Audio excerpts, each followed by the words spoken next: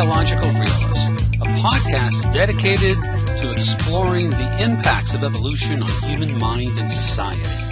And before getting to today's podcast, I'd like to take a moment to encourage you to support the show. There's a couple ways you can do this. First, by buying any products through any of the Amazon links on the site. Especially, I draw your attention to that widget up at the top that sort of pops down when you go to any page other than the home page. There's actually a little arrow. You can make it go up and down as you please. But if you search for any of the books that we discuss in the podcast, or any other book, or any other product for that matter that you'd like to buy on Amazon, by buying it through that link, at no extra cost to yourself, you can support the show. Because even though it costs exactly the same for you to buy it through that link as going directly to Amazon, by going through the link on my site, you generate commissions for me, for the podcast, from Amazon, which helps support the show and keep it on the air. The other thing is we're going to have a variety of options to make donations that will be there in the right-hand column.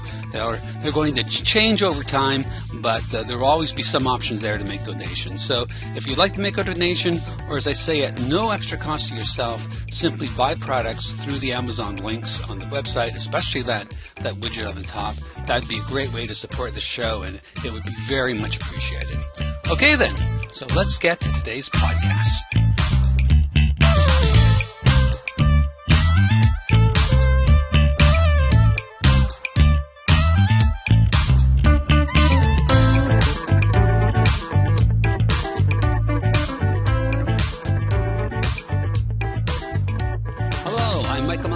Host of the Biological Realist podcast. And today I'm joined by Robert Kurzban, Professor of Psychology at the University of Pennsylvania. Hi, Robert. Welcome to the show. Hi, thanks for having me. So today we're going to be talking about the evolutionary psychology of morality and politics, and we're going to be guided in this by two of Robert's books. First, from 2010, Why Everyone Else, in parentheses, is a Hypocrite, Evolution in the Modular Mind. And then in 2014, I believe, co-authored of Jason Whedon, The Hidden Agenda of the Political Mind, with the more whimsical title at the subtitle this time, How Self-Interest Shapes Our Opinions and Why We Won't Admit It. So before launching into all that, though, Robert, maybe for listeners who aren't familiar with you, you can give us a bit of your background and interest and what's inspired you intellectually, what's led you to here? Sure. So I'm currently a professor at the University of Pennsylvania. I did my PhD at the University of California, Santa Barbara in 1998. I call myself an evolutionary psychologist. So my interest has always been in how has natural selection given rise to the human mind, to the brains that we possess today, and then what can we learn about the human mind. So, in many ways, I'm sort of a traditional psychologist in the sense that my main agenda is to try to understand the mysteries of the human mind and the human brain. And in order to do that, I take an evolutionary approach. I ask the question, what can our understanding of evolution and Darwinism do to kind of inform that search? Okay, and you and so you did that. Your PhD was with Leda Cosmides and John Tooby, right? Yes, that's right. Leda Cosmides was my advisor. John Tooby sort of co-advised me, and then I had the opportunity to do some other work after my PhD. I worked with Vernon Smith at the University of Arizona when he was there, and then I also did some work with some anthropologists and some economists along the way. I suspect there's probably a whole other episode, a whole other show to be done on your work with Vernon Smith. I think that would be interesting, but that's not what we're talking about today. So, sure. So let's. Well, no, if you'd like to comment on your experience with Vernon Smith, I'd love to hear what it was like. No, nothing in particular. I mean, he's obviously a brilliant guy, and it was certainly one of the most kind of vigorous intellectual experiences of my life. And just in general, I think there's a lot of value as a psychologist, having lived with economists for a couple of years, to understand, the way they think and what kinds of methodological and conceptual tools they bring to the table. It was a fantastic experience. Yeah, when I got interested in evolutionary psychology, I already had a background in economics, and I was actually shocked to find out how many concepts cross over between the two. I mean, once you understand it, it's not so surprising, but at first sight, it's actually quite budgets and investments and trade-offs and all this stuff. There's so much common conceptual language and ideas that are employed. It's quite striking. Right. Well, at the end of the day, I mean, evolution is all about costs and benefits, and economists give us incredibly good tools for thinking about those costs and benefits. And just to go even further, the language of game theory what allowed us to understand, in a very interesting and robust way, changes in gene frequencies and what kinds of strategies would persist. So it's a very natural affiliation between economics and evolutionary approaches to psychology. It's quite a natural fit. Yeah. Okay, so here's what I'm suggesting. Let's start, even though your books actually deal with morality first, and then later the book with Jason Whedon deals with politics, but I'm thinking most people are probably a little more accustomed to the idea about politics having ulterior motives and hidden agendas and so on. So maybe let's start with politics, the ideas in the second book, and then we can sort of work backwards to morality, where people might be a little more incredulous about the idea that there's hidden agendas at work and so forth. So how can you tell us what you and Jason set out to do in that second book, The Hidden Agenda? What problems were you wanting to solve, and what kind of method did you use to try and solve those problems? Yeah, well, like so many academics, I'm going to start out with one of these, traditional responses, which is, in order to understand what we were about, you have to put it in the context of the scholarly literature. And that's kind of true in this case. In political science and political psychology, a lot of scholars, or at least a fairly robust body of scholars, have been saying recently that self-interest doesn't play a big role in people's political opinions, political attitudes. And one of the things that we were doing in that book was trying to, investigate the possibility that maybe rumors of the death of self-interest have been greatly exaggerated. And so, what we were interested in doing is taking very large data sets, and most of the statistical work, I should admit up front, was done by Jason. But we used large data sets that basically asked very simple questions, which was, can we predict someone's attitude on a particular issue by looking at their properties? So, for example, their socioeconomic status, their race, their age, how often they go to church, their sexual behavior, and so on. And then what we did is we tried to make sense of those. We said, well, okay, so people who are minorities, they tend to be in favor of things like affirmative action or transfers of wealth from one person to another, and so on. And we tried to understand, can we tell some kind of a causal story from looking at these relationships? And that was really the agenda, which was to try to understand, where do these opinions come from? And then the next part was, can we understand those opinions in the context of what that person's tangible interests are in the world? If that makes sense. Yes, absolutely makes sense. Makes sense to me, anyways.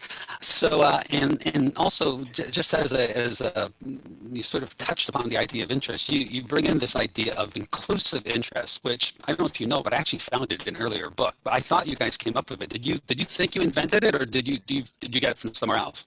Oh, I thought maybe we did, but we didn't do an exhaustive search, and we're perfectly happy to concede that other people might have thought of it. I mean, we sort of thought it was clever, but if we It didn't, is clever.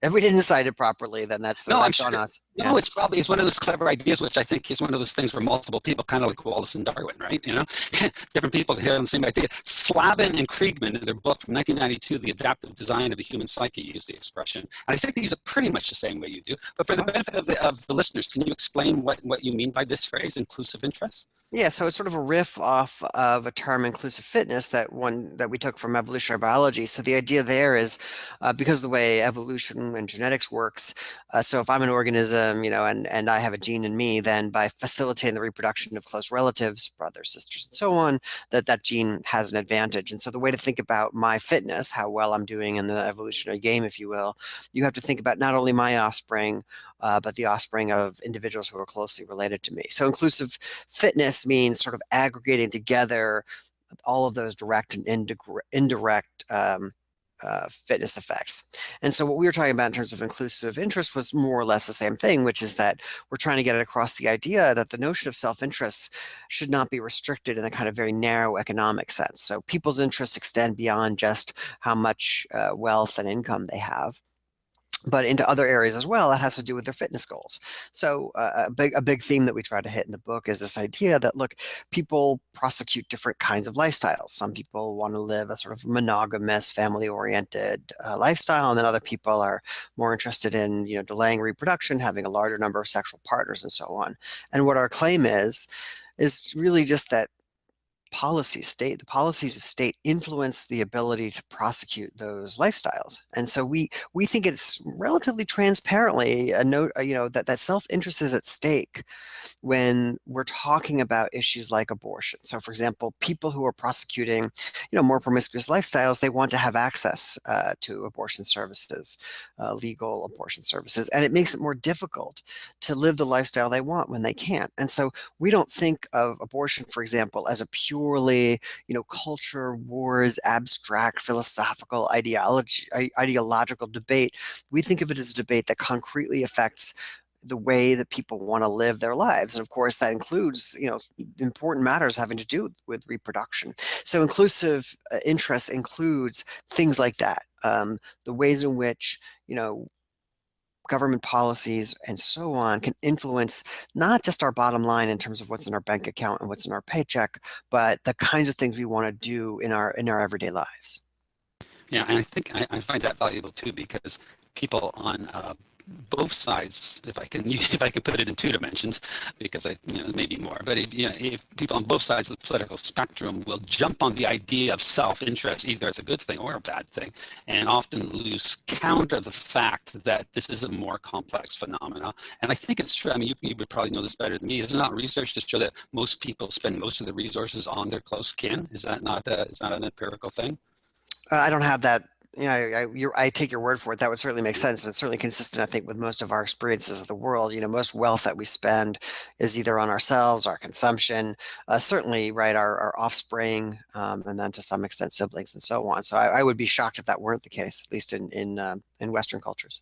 Yeah. So yes, okay. So you brought up abortion, which was convenient enough because that's actually the example I wanted to explore with you, and you sort of gave us a sense of one side of it, why those who would be pro. Let me get my language right here, my nomenclature right. Why those who would be pro-choice might be supporting freedom for abortion, let's say. So what about the other? And when I have this discussion with people, most people understand that side. They say, oh yeah, okay, that makes sense, I understand. But they have a hard time seeing it from the other side. Why would those who have pro-life attitudes, why would they have those attitudes? Can you maybe elaborate and give us a fuller picture of what's going on with these interests around the abortion question? Yeah, but just to take a step back for a second, I think this is completely symptomatic of what you see in political discussion, where people find it hard to understand the motivation for others' point of view, and that's why it makes it so easy for people to say in these political discussions, the reason they hold that view is because they're a bad person, or because they want to control my life, or for some other sort of nefarious reason, they're ignorant, and that's why it's so important, I think, to look at these issues from both perspectives. But just to turn to your question, we take the position that there are people, again, who are in, let's say, high fecundity monogamous relationships. So these are people who are having children young, they're having a larger number of them, and they're in the context of these monogamous relationships. And when we think about that, we think about, from a biological perspective, what's the biggest threat that people like that face to their family? And many people, I think, would kind of feel with some justification that the biggest threat to the monogamous lifestyle is the temptations of outside sexual opportunities,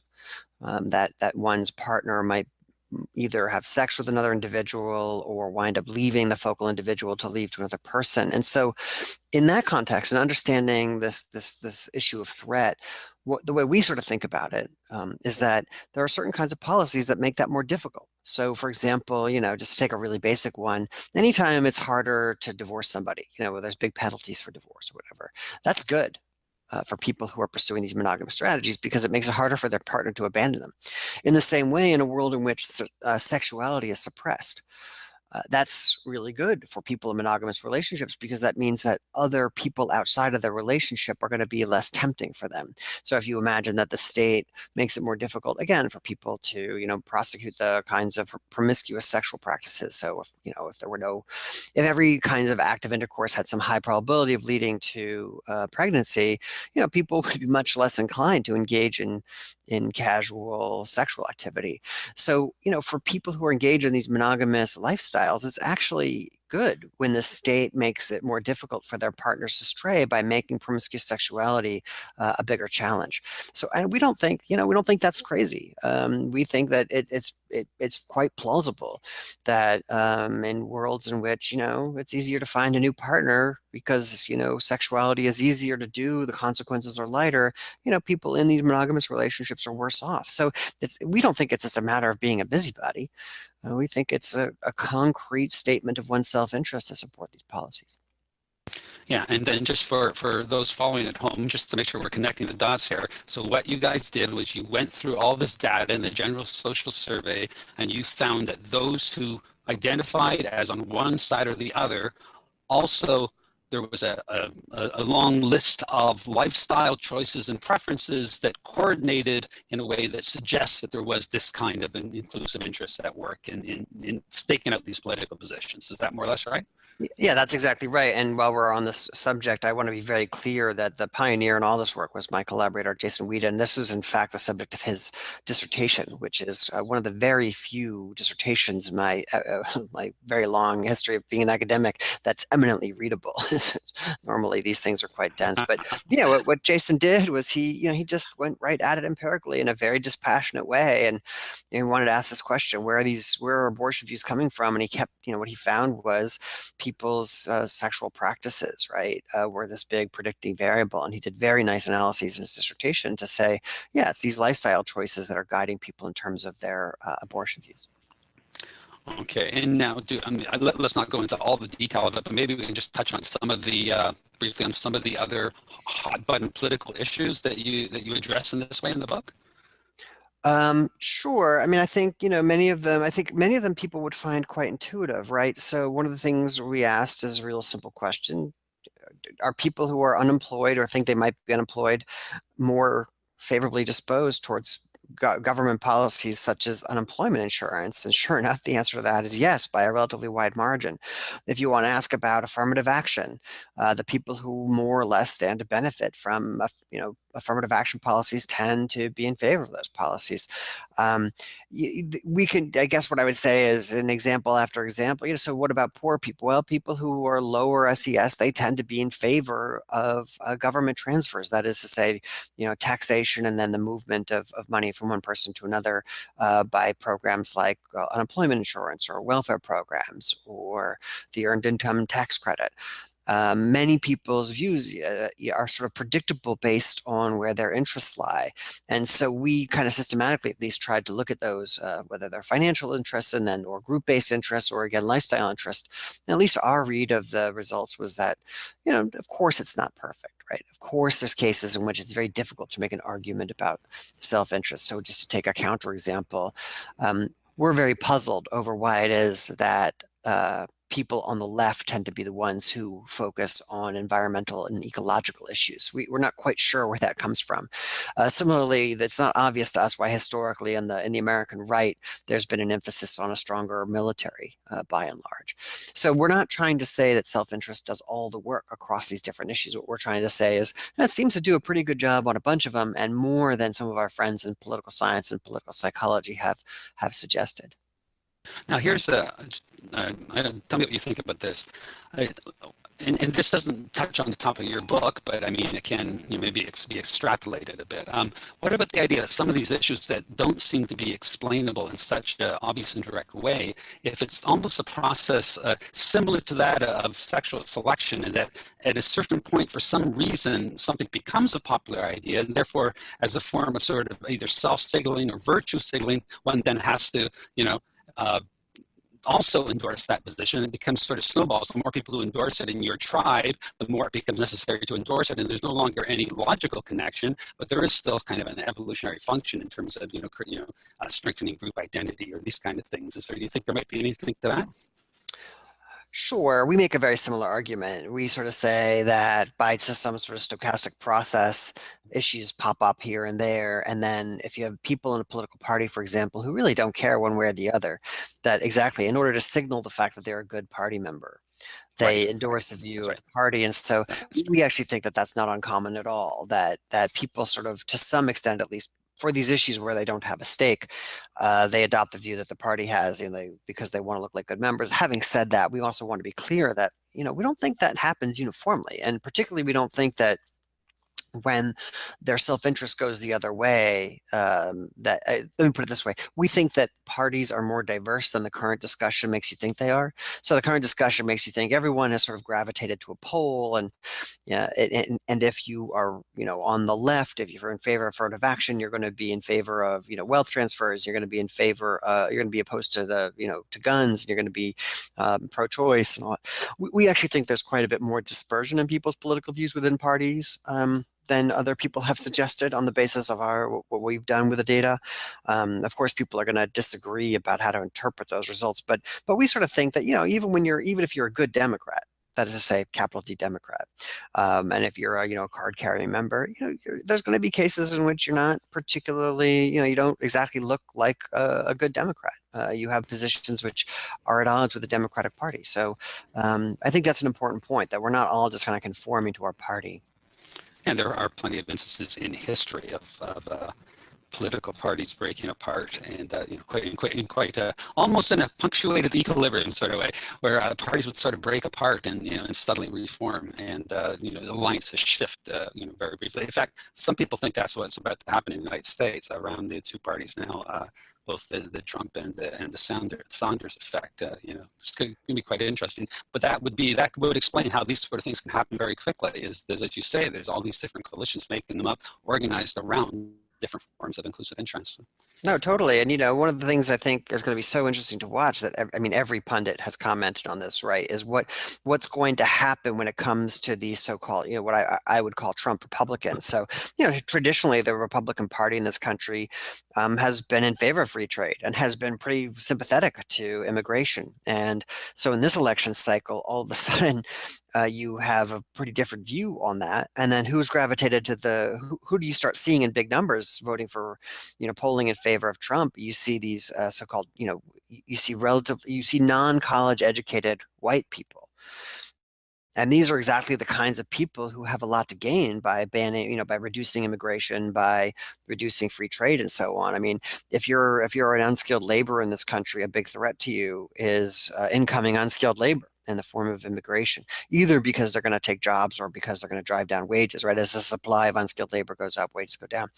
And so, you have all these people who are popping up as Trump, look like they're supporting Trump, not traditional, completely, at least, constituents of the Republican Party, which very well might start to sort of, reconfigure the alignment of the parties. It'll be very interesting to watch. Yeah, definitely will be. So now, a lot of what we've talked about, I think, people listening to this, a lot of them might be thinking, well, yeah, I can see how, people would make that decision, but I think, they're probably processing it in a sort of a conscious, at the level of people's consciousness being in play. I mean, people know what their self-interests are. They make those decisions, in terms of, I'm going to support this, or I'm going to advocate for this because this is in my interest, but because you're making a much more profound argument here. And the first chapter of Hidden Agenda was really kind of a summary of some of the key parts of the first book. Everyone else is a hypocrite. So there's really an argument about how the human mind has evolved to be structured that explains how people engage in these strategies unconsciously, which is in some ways the more profound effect. So maybe if we start transitioning into talking about this, what you have to say about the evolution of the architecture of the human mind. Yeah, so I guess what I would say is that, right, in many ways, I and others view the human mind as having just a ton of stuff going on in it that we're not aware of, this unconscious part. But yeah, of course, by virtue of the process of evolution by natural selection, the important point is that you wind up behaving in the way that advances your fitness interests. You don't have to sort of know about it, right? That the consciousness, people disagree, of course, and tremendous fashion about what's going on with consciousness. But the important point is that you don't have to be able to consciously compute where your interests lie. All you have to do is behave as if you have. And in the political domain, we actually think that's exactly what's going on. And I would make even a further point about it, which is that, politics, whether you're writ large in the current context or back in, ancestral environments, it's a persuasive process. You want to persuade people. And one of the things that's not persuasive is to say, I think we should engage in this particular policy because it's really good for me. People aren't going to find that persuasive. What people are going to find persuasive, I think we should engage in this particular policy because it's good for everyone, or because it's the right thing to do, or what have you. And so, what the hidden agenda, that kind of part of the argument is, the easiest way to persuade people that you're doing it for a good reason is not even to be aware that there's the bad reason. So this is an idea that Bob Trivers developed in a couple of places. In 2000 and elsewhere. And the general idea is it's just not persuasive if you tell people that the reason for a policy is it's good for you. It is, though, if it's good for everyone. So we think that there's a reason these ideas are hidden from you, as it were, which is that it's in the service of persuading other people to your point of view. Yeah, and the sort of an interesting nuance here that I for the listeners I'd like to emphasize, in the hands of Trivers, and even to some extent, and I'm a regular listener to this program now, I'm a huge fan of Richard Alexander, but even to some extent in the hands of Richard Alexander, the idea of self-deception often has this flavor of how there's a part of me that's sort of tricking the other part of me. Whereas the way I read you, it's sort of like there's all these different modules, let's say, that are in operation, and it's not so much that they're tricking each other, but that they just don't communicate. So there's benefit for some of them to sort of be conscious, as you say. There's benefit for some of them to not be conscious, and they're just being turned off and on by different feedback loops, either within the system or from outside of the environment. That's the way I read you. Is that a correct interpretation? Right. I think that's much closer. So exactly, I don't sort of think that there is trickery going on within your head. I think a better way to think about it is sort of the idea that information is encapsulated or hidden from view or in one particular system.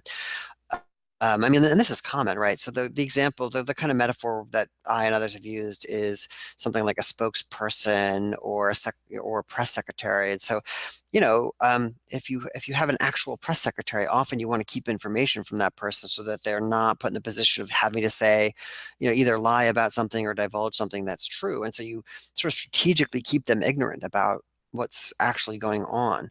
And we view the mind as having that property too, where, you're consciously aware of only certain things, and it's sort of a need to know basis. You don't need to know everything, all the reasons for your behavior. And so that information stays encapsulated in one spot, and other information is sort of in another spot. And that we think is an important part of the architecture of the human mind. And this, and I don't want to go too far down this path because it would maybe take us far afield, and there's a whole other discussion to have about this. But your approach really puts into question the conventional notion of the self. I mean, we kind of, and you do emphasize this a lot in the Everyone book, is that our conventional way of thinking about the self probably doesn't really stand up to what we know about the evolution of the human mind, right? Right. I think that's right. So I think that we have this sense that there's a self inside our head somewhere. We have this very unitary kind of phenomenology. It's like, oh, there's me and I'm sort of running the show. But, I think it might turn out that that's really an illusion, that there's all this different stuff going on in your brain and we're just aware of a little bit part of it. And there's no particular reason to think of that as yourself as opposed to, any other bits and pieces. So I think it is going to turn out to be a bit of an illusion. And of course, I'm not, not the first person to suggest that. Many people trace this idea all the way back to the sort of the Buddhist tradition, the denial of selfhood and so on. But even then, I mean, I think, you don't have to go that, you don't have to get too metaphysical about it. Certainly many people in the history of cognitive science have sort of taken the view that, look, if there's all these different bits and pieces, it's not really clear what it means to say that there's a self in there, or whether there's any ontological, sort of any real sense in which that's true. Yeah. So let's now then try and take these notions of sort of a fragmented self and these innate adaptations operating below consciousness, and again, I think a lot of people may not have a problem thinking about this in terms of politics, because people tend to be fairly cynical about politics. But I think people might have a harder time applying this way of thinking consistently to the idea of morality. So, what can you say to get us started in terms of maybe having a more realistic way of thinking about what's going on when we are moralizing or thinking in moral terms? Well, I mean, I think the first thing to say is just that, different people mean different things by the word morality. And my focus has been not on the kind of butterflies and rainbow part of morality, not like, altruism and being kind to strangers, but on moral condemnation. Why do people declare certain things to be wrong? And the history of humanity, of course, is we've declared any number of things to be wrong, ranging, of course, from harm. That's a big one. But, combining certain foods or eating those particular foods on some day of the week, or using particular words, or putting up particular pictures. And this is a unique thing to humans, that we care a lot about what other people are doing, even when those actions don't seem to affect us one way or the other, even when those actions are beneficial. I mean, there's this whole array of offenses in criminal codes that prevent us from doing things which are mutually beneficial. And that's a puzzle. Why do we do that? So when I'm talking about morality, what I'm talking about is sort of moral condemnation. Why do we evaluate other people's actions on this kind of dimension of wrongness? And, I think it's not crazy to use an evolutionary view for this, right? So, I mean, it seems hard to imagine, at least for people like me, that such a complex and interesting and intricate part of our psychology, it really looks like this is the product of natural selection. Natural selection doesn't just put stuff in there for no reason. The reason it's in there is because historically that led to good fitness outcomes. So, that then raises this interesting mystery, this interesting puzzle. Why do we care so much about what other people are up to? Not just, in our local environment, but around the world, right? We hear about what people are up to in places we're never going to visit, could never even visit perhaps, and yet our moral dander gets up. And so, yeah, then as an evolutionist, it becomes very natural to ask the question, why? Why was it good for our ancestors to morally condemn other people's actions? What did they get out of it? And so that's sort of the perspective that I take as an evolutionary psychologist. So is it going too far then to say that the evolution of a moral faculty, its fitness benefit is to be able to, maybe this is too strong a word, to almost like emotionally bully people into acting in ways that serve our fitness? Well, certainly some people have made an argument along those lines. So you mentioned John Tooby, my former advisor, earlier. And so, one argument that people have made, and he and others have made, is this idea that, the nice thing about morally condemning an action of somebody over there is it allows everyone over here to get organized, galvanized in the service of, attacking them. So if you can persuade people around you, hey, that person just did something bad, let's, punish them, and in part doing that, we'll take their stuff and eliminate our enemies or whatever, then yeah, that can be a big benefit of moral condemnation. I think it's important to note, look, morality is hard. And I think there's room for debate about, what morality is up to. And I don't think any of us can claim to understand or have, put sort of figured out in detail what it's for. There's plenty of debate about this topic, and that's certainly one kind of answer. So how about you? So let me give you let's glorify it and call it a hypothesis. But you can tell me if it's too much of a gesto story, which maybe it is. So I'm thinking, like, if the brain is like 2% of our body mass, but it consumes like 20% of our bodily energy, then all those, I mean, that creates such high costs in terms of being able to provide ourselves the necessary nutrients to live. This brain, the cost of this huge brain has to bring huge benefits. So I'm thinking, like, anytime you're looking at anything that this human brain makes possible, language, mind reading, all this stuff, but certainly things like morality, I mean, it seems to be the right approach has to be to start off asking yourself how, in any instance that morality is operating, how is it providing some kind of fitness advantage? I mean, that sounds, I don't know, cynical I think, to a lot of people, but it seems to me like that's really the right hypothesis to begin with anytime you're asking questions about morality, right? Right. I think, yeah, so many of us exactly begin with that style of argument. Natural selection is it's it's a competitive process. And so, if any system that's intricate and complicated and can break down is energetically expensive, I mean, you're going to have some explanation for it. Now, there could be an explanation that's not a functional explanation. It's a side effect of something you don't understand. That's always a possibility. But when you look at something like morality, which has all these moving parts and it looks like it's so intricate, I mean, this is exactly the argument that Darwin made. When you see the eye and it's, so well designed to recover visual images with its transparent retina, with its lens, sorry, the transparent lens and the retina with all its sensory systems in there. That makes you say, okay, this is good for something.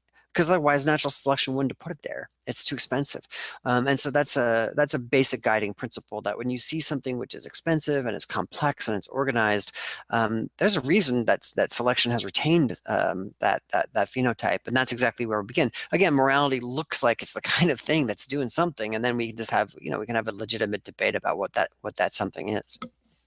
And part of what would be an interesting kind of test is exactly the right word of morality being primarily focused on serving. I was going to say self-interest, let's say inclusive interest, would be its ability to change quickly one's moral position should one's inclusive interest change quite quickly.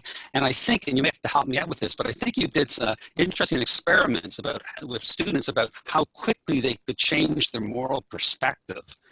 Do you know the research I'm referring to? Yeah. That was some work in collaboration with my good friend and former student Peter Scholey and another former student Alex Shaw. Exactly. So it was a really simple game where we describe the rules, but we don't tell them which player they're going to be. So there's sort of two players in the game, and they have different kinds of tasks to do. And first we ask them, well, what's the morally right thing to do? And then they do the task, or they find out what role they're playing. They do the task, and then we ask them again. And it turns out that their view of what the right thing to do changes depending on which position they occupy. And so and in very short order, I mean, this is like over the course of a few minutes. And so their very sense of what counts as the morally right thing to do depends on their perspective. And of course, we assume they're not even aware of this, right? We go through some trouble to try to minimize the extent to which they can consult what they previously said was the right thing to do. And so, and then we do the same thing between subjects. So we were able to eliminate that explanation. But anyway, the point is that people change their views, and you see this in the news.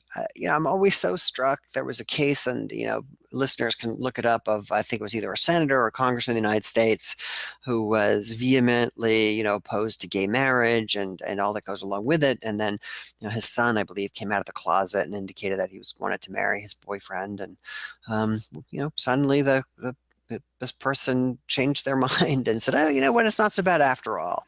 Right. So once their kin is potentially inconvenienced by this position, they change their mind. And, even more seriously, and I myself cannot confirm these cases, but the New York Times ran a piece a number of years ago about pro-life activists who had abortions.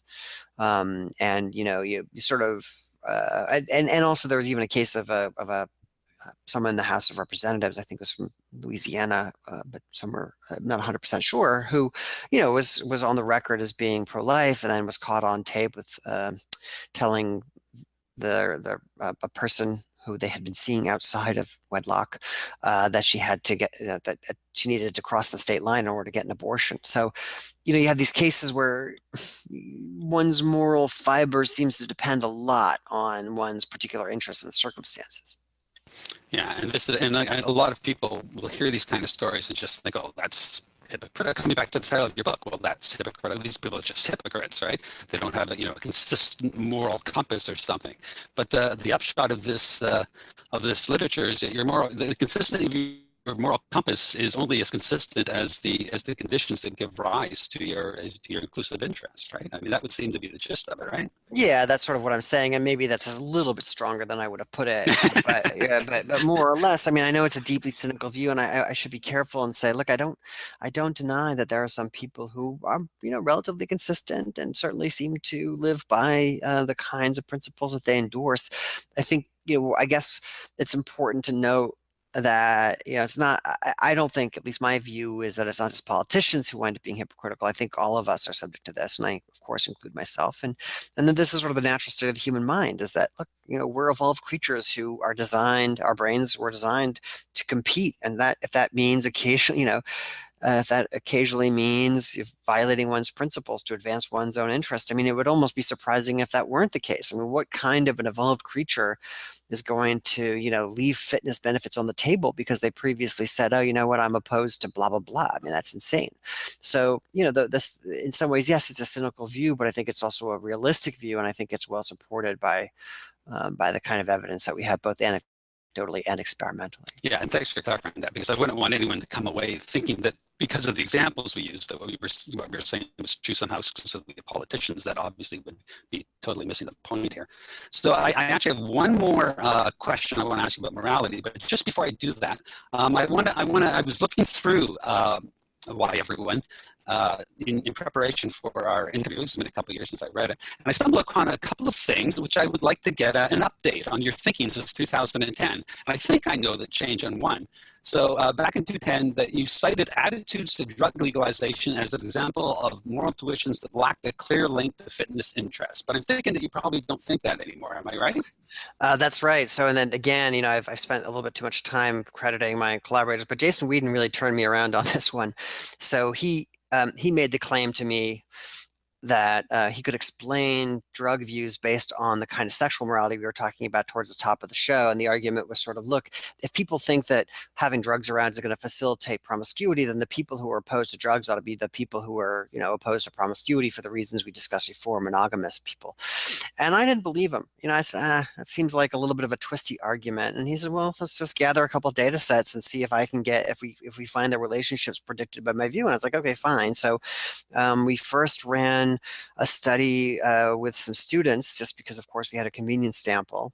This was down in Florida with a woman who was working with me named Amber Dukes, and she gathered some data. And sure enough, Jason laid out for me what the predictions were. We gathered the data, and sure enough, we got the results. The best predictor of anti-drug views, it turned out, were these measures of sexual activity. How many sexual partners have you had? Where do you fall in sexual morality? Which, right from the start, sort of puzzled me, or that is to say, surprised me, because I didn't predict it. And then we ran it again on another sample, this one a broader sample, an internet-based sample, which still isn't a random sample, but it's a little bit better. And we got it again. And then we ran it internationally, and we got it again. So yeah, I've kind of come around on this because of the power of the data. And I think that's okay. There's an anecdote about I think it was Kenneth Arrow. Someone once asked him, why does he keep changing his mind? And Arrow replied, that's what I do when I think I was wrong. What do you do? And so, yeah, I admit that I moved on that, and I was persuaded, and that's why we gather data, is to change our minds, I guess. Well, I didn't mean to suggest it was a bad thing. It's kind of what science is about, right? Yeah, exactly. Okay. Now this one is another point, which I'm looking for an update on this, because this is kind of the question that really interests me. So back in 2010, you said that you didn't know how the symphony of modules is coordinated. So, 6 years gone by since then, and I find this an interesting question. Like, I can imagine sort of a decentralized system to some degree. Certain things are queued and turned off and on, but I'm just wondering, is there anyone done any research on this? Do we understand any better how these processes work yet? I mean, that's just so hard. I mean, there I felt comfortable saying, expressing agnosticism, because it's such a tough question. So no, I don't think my views have changed very much on this, in part because, I don't think in my lifetime we're going to really understand in a very, very deep way. And this is job security for psychologists and neuroscientists, because it's so complex. Yeah. It's just not anytime soon going to be the case that we have a very deep understanding of these. Now, don't get me wrong. I think there's some processes and some things that we're, of course, advancing understanding of. But as an overall picture, I just think it's a very difficult question. Yeah.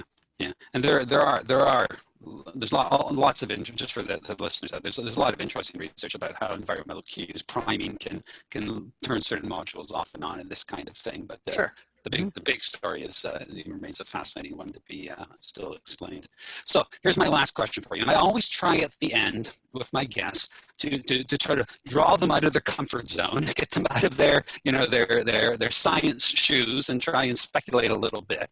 So for listeners who want to look at it, I just last week put up a blog post with the question: does evolutionary theory entail moral relativism? And I gave my answer there in the blog post. And I'd be curious to know, just, and you're not prepared for this. I've warned the listeners, you're totally taken off guard by this. So you have no prepared answer for this. But what would be your initial thoughts about whether moral relativism is the implication of evolutionary theories applied to human mind?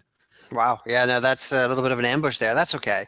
I think what I would say about that is that what I do think is true is that there is no scientific enterprise that we're going to conduct that will tell us that such and such is morally wrong, right? So in this sense, I'm just saying that more or less this barrier between is and ought is a genuine barrier. So there's no process of discovery that will tell us that murder is wrong, or that burning a flag is wrong or not wrong, or what have you. And in that sense, you can view that as a little bit of a move towards moral relativism. I think that's probably right. Having said that, I think that it's perfectly reasonable as a normative matter for people to say, look, there's some principles that we ought to live by, and a set of principles that reduces harm and that prohibits people from doing, harmful things. That really is just a sort of a better moral system that one we should have, and one that says you have to hit people, for example, would be a bad one.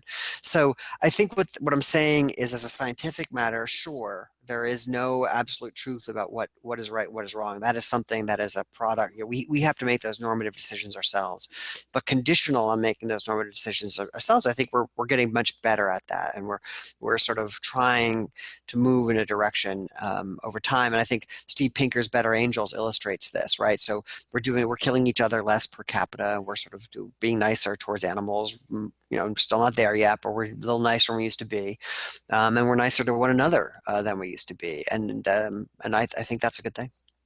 Yeah, my answer was, oh, by the way, for an ambush, you handled the ambush very well. By the way. Well, thank you, I appreciate it. So my conclusion of this, and I'd like to get your thoughts. I mean, I sort of think that, well, yes, okay, you can't make a case, as you were saying, for any one moral position as being absolutely right, but on the other hand, being the moral faculty seems to be humanly universal, and it's evolved there to serve your fitness. So even if you can't make some sort of ultimate argument that my moral position is better than someone else's, the fact is your moral position is one you hold for reasons and out of functions that have evolved into you to protect your fitness. So even though you can't, ultimately say your moral position is superior to others, don't be too quick to give it up, would be my suggestion to people. I don't know how that sounds to you.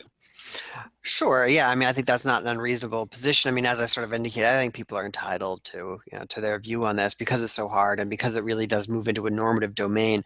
At the end of the day, as you're sort of indicating, I'm a scientist. So, my job, I take it, is to try to understand what's true and try to explain what's true.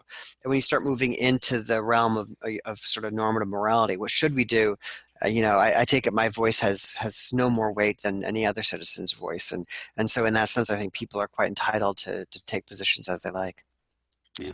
Okay. Well, that's an interesting little topic. All right. So thank you very much for doing this. I greatly appreciate it. And, good luck for your work. And is there anything coming up that people can look out for in terms of future publications or things you're working on? Well, one never knows. I'm always writing this, writing that, and nothing. There's not another book project that's just sort of about to that's about to happen. But I think down the road, I certainly have another couple in me before I'm done. So they can look forward to that. Okay. Well, my guest today has been Robert Kurzban. Thanks very much for being on the show, Robert. Thanks for having me. Okay. Bye. Bye.